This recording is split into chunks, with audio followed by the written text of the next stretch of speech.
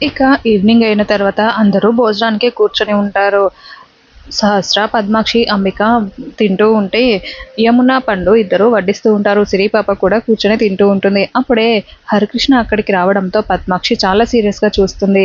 ఇంకా యమున ప్లేట్‌లో భోజనం పెట్టేయడంతో హరికృష్ణ కింద కూర్చొని తింటూ ఉంటాడు. యమున, పండు ఇద్దరు చాలా బాధగా చూస్తూ ఉంటారు. పద్మాక్షి వాళ్ళు తింటూ ఉంటారు. అప్పుడే విహారి అక్కడికొచ్చి చాలా కోపంగా హరికృష్ణ వైపు చూస్తూ ఉంటాడు. వీడిని కింద కూర్చోబెట్టి తినిపిస్తున్నారే అనుకుంటూ దగ్గరికొచ్చి "రేయ్ లేరా" అని పిలుస్తూ ఉంటే పర్వాలేదండి. నేనిక్కడే కూర్చొని తింటాను. వద్దు బ్యాట్‌మ్యాన్ అని అంటూ ఉంటే, "నువ్వు లే హరికృష్ణ" అని లేపి పైన కూర్చోబెడుతూ ఉంటాడు. ఇంకా ఒక్కసారిగా పద్మాక్షి వాళ్ళు అక్కడి నుంచి లేచి నించుంటారు. "ఏంటి మీరెందుకు లేచారు?" అని అంటూ ఉంటే, "వాడు కరెక్ట్‌గానే ఉన్నాడు కదా! మళ్ళీ నువ్వెందుకు వాడిని చెడగొడుతున్నావు? ఎవరు ఎక్కడ ఉండాలో అక్కడే ఉండాలి" అని పద్మాక్షి అరుస్తూ ఉంటుంది. "అత్తయ్య" అని విహారి అంటూ ఉంటే, "ఏంట్రా ఏంటి? వాడు కింద కూర్చొని తింటేనే మేము పైన కూర్చొని తింటాం. లేదంటే మేము ఇక్కడ నుంచి వెళ్ళిపోతాం" అని గట్టిగా నిలదీస్తూ ఉంటారు. చెప్తూ ఉంటే ఇంకప్పుడే విహారి చాలా కోపంగా "కృష్ణ వాడు నా మనిషి అని చెప్పాను కదా" అని అంటూ ఉంటే, "అయినా ఈ అనామకుడిని తీసుకొని వచ్చి ఎందుకురా ఇలా బిహేవ్ చేస్తున్నావు" అని పద్మాక్షి వాళ్ళు అరుస్తూ ఉంటే, "బావ ఎందుకు బావ ఇలా చేస్తున్నావు? మాకెవరికీ నచ్చలేదని చెప్పాం కదా! అయినా వాళ్ళ అమ్మ దాన సంస్కారాలు వద్దని చెప్పాము. అది వినలేదు. వాడిని ఇంట్లో తీసుకొచ్చి పెట్టావు. అది కూడా వినలేదు.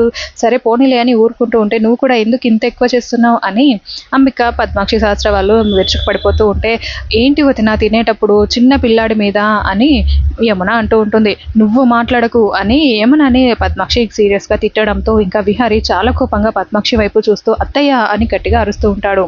ఇంకా విహారీ సైలెంట్‌గా "క్రిష్ నువ్విక్కడ కూర్చొని తినరా" అని కూర్చొని తినిపిస్తూ ఉంటే పద్మాక్షి వాళ్ళు అక్కడి నుంచి వెళ్ళడానికి ట్రై చేస్తూ ఉంటారు. ఇంకా "సరే అత్తయ్య ఆగండి" అని ఇంకో ప్లేట్‌లో విహారీ ప్లేట్‌లో భోజనం పెట్టుకొని ఇద్దరు కలిసి వెళ్ళి కింద కూర్చొని తింటూ ఉంటారు.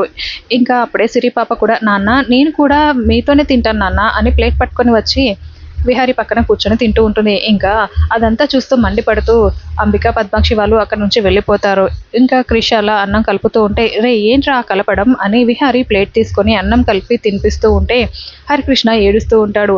"రేయ్ ఎందుకురా ఏడుస్తున్నావు" అని అంటూ ఉంటే, "నాకు మా అమ్మ గుర్తొచ్చింది బ్యాట్‌మ్యాన్" అని విహారీని పట్టుకొని బాగా ఏడుస్తూ ఉంటాడు. "ఏం పర్వాలేదు లేరా తినరా" అని విహారీ తినిపిస్తూ ఉంటాడు. ఇంకలా ఉదయం అయిన తర్వాత అలా సిరి ఆర్థికం కోసం అన్ని ఏర్పాట్లు చేశారని యమున, విహారీ మాట్లాడుకుంటూ ఉంటారు. కాసేపట్లో పూజారి గారు వస్తారు అని మాట్లాడుకుంటూ ఉంటే అప్పుడే హరికృష్ణ పంచ కట్టుకొని వస్తాడు. ఇంకా మళ్ళీ పద్మాక్షి, సహస్ర, అంబిక వాళ్ళు అక్కడికొచ్చి ఈ కార్యక్రమాన్ని ఇంట్లో చేయడానికి వీల్లేదు. తనేమన్నా మన ఇంటి మనిషా అని అరవడంతో బ్యాట్‌మ్యాన్ "ఇక్కడొద్దు బ్యాట్‌మ్యాన్ మనం బయటికి వెళ్దాం" అని క్రిష్ చెప్పడంతో సరే పదరా వెళ్దామని ఇంకా నలుగురు హరికృష్ణ, విహారీ, పండు, యమున, సిరిపాప అందరూ కలిసి ఒక చెరువు గట్టు దగ్గరికి వెళ్తారు. అక్కడ పూజకి ఏర్పాట్లన్నీ చేసి ఉంటారు.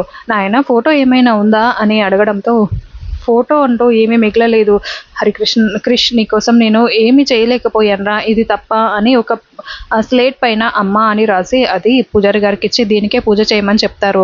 ఇంకా హరికృష్ణ అది పట్టుకొని చాలా ఏడుస్తూ లక్ష్మిని గుర్తు చేసుకొని బాగా ఏడుస్తూ ఉంటాడు. ఆ తర్వాత అలా ఆ కార్యక్రమాన్ని పూర్తి చేసి ఉంటారు.